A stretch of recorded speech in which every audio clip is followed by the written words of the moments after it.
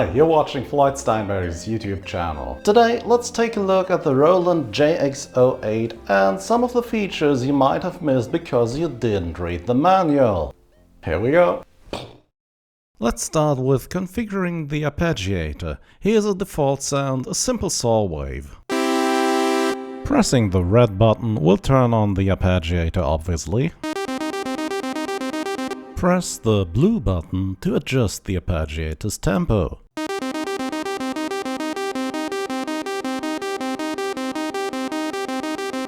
Press and hold the red button to enter the arpeggiator's menu. You can now scroll through the options by turning the data entry knob and pushing to edit a specific option, for example note length.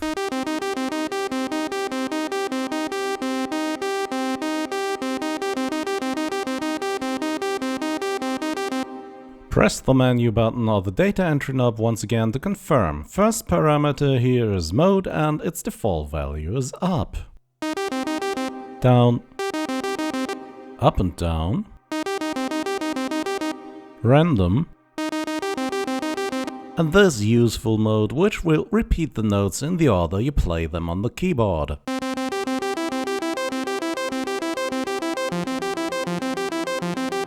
You can also adjust the shuffle or the swing of the playback.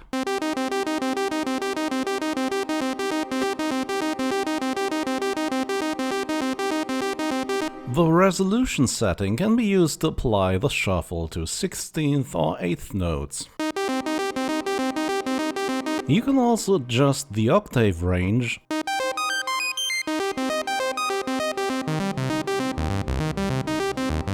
and the transposition of the sequence.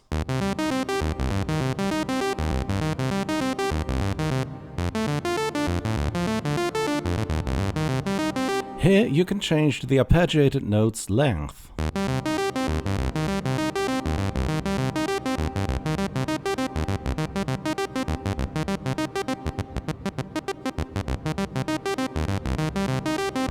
You also can let the arpeggiator play back the notes at the velocity you played them on the keyboard. This allows for more expressiveness if your patch supports it.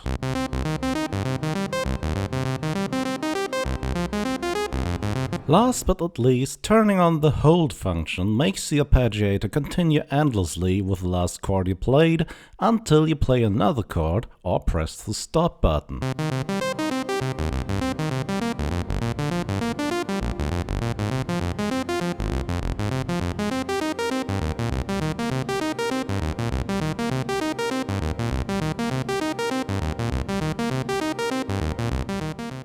The JX-08 is by timbre synth, and you can turn on the arpeggiator for each part separately. So on part A I have this sound, and on part B I have this sound. Now let's turn on the arpeggiator on part A and press the keyboard split button, and then we can play this.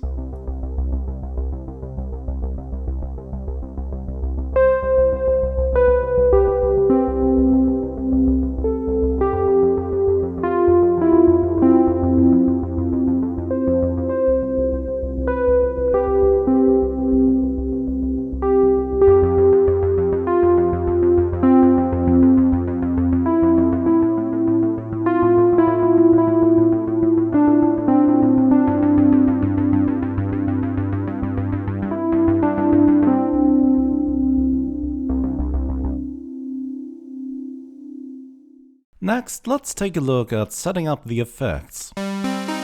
Of course, you can just push these buttons here to turn on chorus 1, chorus 2, reverb,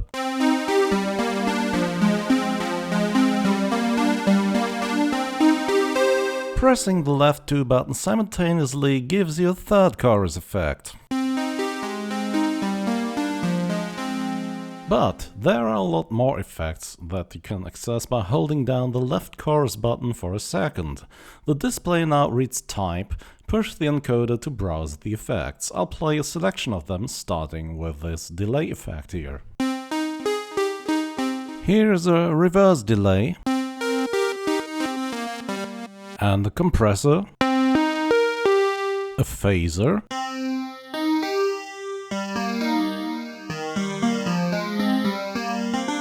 some pitch shifters. Once you've selected an effect, more options will appear in the menu. The amount of options and the types of parameters will depend on the effect you choose. So in this example, I can adjust the amount of compression, apply additional filters, EQ, and more. Bonus knowledge. This abbreviation stands for fuzz, and this for bit crusher, obviously.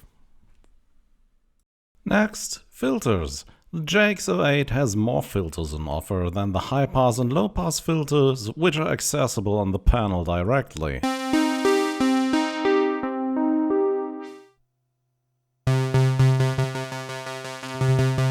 To use them, hold down the effects button, then press type, scroll right until the display reads filter, then press the encoder once again. Turn the encoder clockwise until the display reads type once again, and then push the encoder. You can now use one more low pass filter, a band pass filter, a high pass filter, and a notch filter. You can now adjust the slope or the strength of the filter to -36 dB, -24 dB or -12 dB. Furthermore, there are options to change filter cutoff frequency,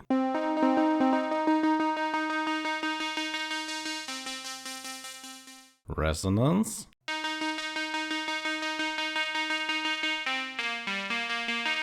gain, modulation, which is an LFO basically, LFO shape, and sync, so the LFO speed syncs to the speed of your track. And of course you can edit the LFO depth and shape as well.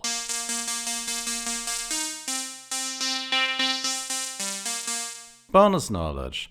Some of the other effects come with their own set of filters and equalizers as well.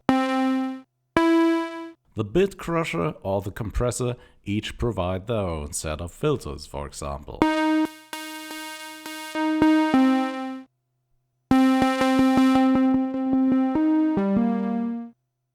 Next up is velocity sensitivity. At the moment my patch is quite static. No matter how hard I hit the keys here, it always sounds the same. Let's change to that. Press menu, then press part, then scroll right until you see amplitude velocity sensitivity. Push the encoder, change the value to 1 and then listen again.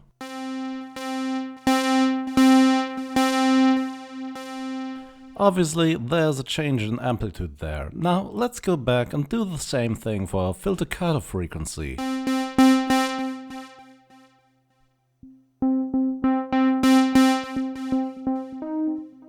Now the filter reacts to velocity as well. I need to adjust the filter envelope strength and the global cutoff frequency to create a playable sound.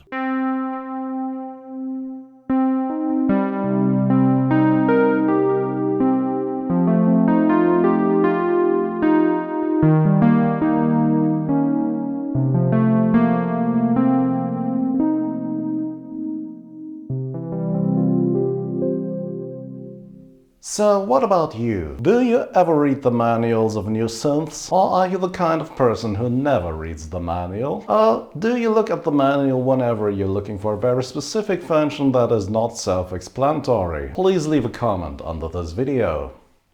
Some notes on the sequencer. It's easy enough to come up with a basic 16-step sequence. Just press the sequencer button, then hold down one of the 16-step buttons and enter some notes on the keyboard.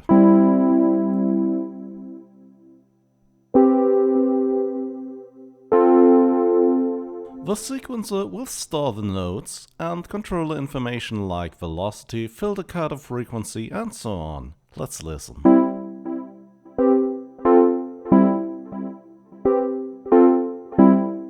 As you can hear, the sequencer laid down some 16th notes, but I want to tie these notes together so they ring out longer.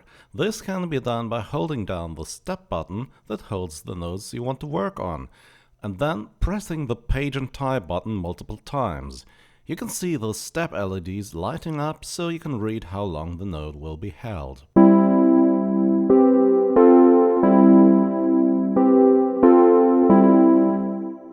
Now we can adjust note velocity and note length after recording. To do this, just hold down the step button you want to work on in sequencer mode.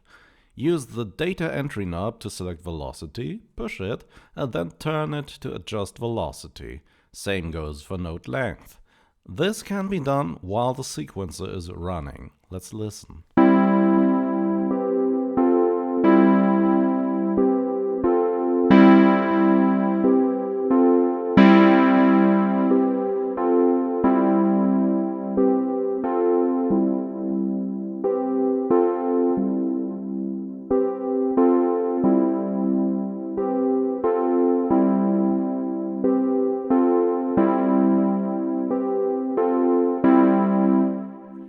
If 16 steps are not enough or you want your pattern to have a higher resolution, press the menu button in sequencer mode. Scroll right until the display reads sequence length, then push the encoder and enter the desired number of steps with a maximum of 64.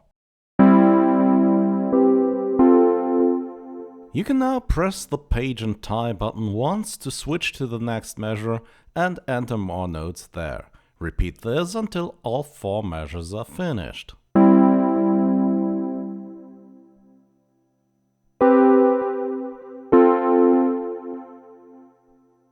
And don't forget to adjust note length using the page tie button as well.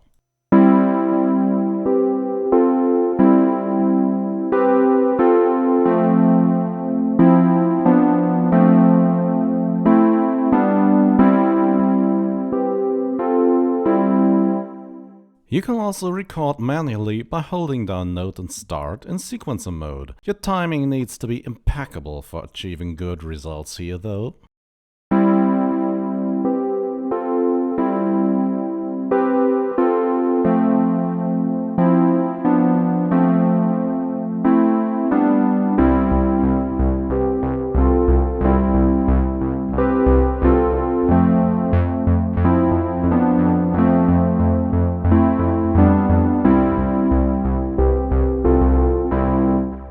Last but not least, you can back up the JX-08's data by connecting it to a computer with a USB-C cable. Then hold down the menu button while switching on the synth. You will now have access to a folder named Backup. Copy the file found in there to your desktop, and while it would have been nicer to have multiple files for sound data and track data and system settings, and also have the data in a humanly readable format, I guess this is what we've got, and what we've got is better than nothing. Yeah, and that's it for today. Did you learn something new today, or did you know everything I showed you in this video? Please post your comment. And if you found this interesting and useful, or if you found this boring and uninspired, please give a like or dislike and subscribe to this channel or not. And if you want to support what I'm doing here financially, you can become a channel member using the button under this video or join my Patreon. And as always, thanks for watching and see you again very, very soon. Bye bye.